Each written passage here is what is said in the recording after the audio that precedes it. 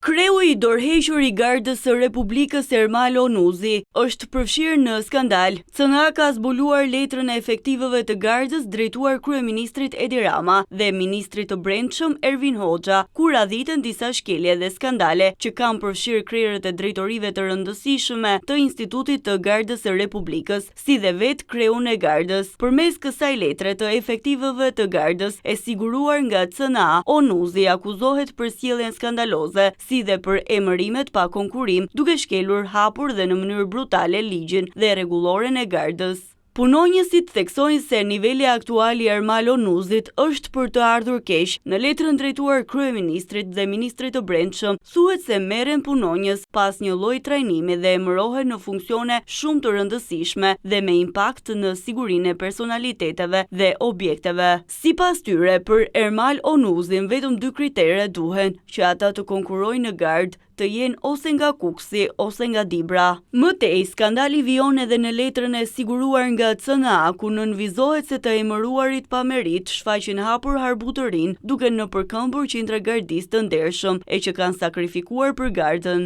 Efektivët, në ankesën e tyre drejtuar kryeministrit dhe ministrit, theksojnë se meraku I tyre I vetëm është të marrin dieta dhe të kapërdisen në makina se u ka ardhur dita. Po ashtu në ankesë thuhet se janë lëvizur nga detyra disa punonjës pas një motiv dhe vendi mbahet bosh derisa ata të shkojnë të takojnë drejtorin e përgjithshëm dhe rikthehen te vendi ku ishin, po që se kanë sjellje të mirë, vendi mbahet bosh disa ditë. Këto janë vetëm disa nga arsyet të cilat tregojnë se si Ermal Onuzi ka abuzuar me detyrën e tij, duke shkelur rregulloren e Gardës dhe duke kryer emërime pa kriter. Fakte të tjera skandaloze do të publikohen në vijim që tregojnë se Ermal Onuzi nuk meritonte të qëndronte në detyrën si drejtori I përgjithshëm I Gardës së Republikës së Shqipërisë dhe largimi I tij nga kreu I Gardës ka qenë I detyruar pas urdhrit të kryeministrit Edi Rama për të mbuluar disa dhjetra skandale brenda Gardës së Republikës.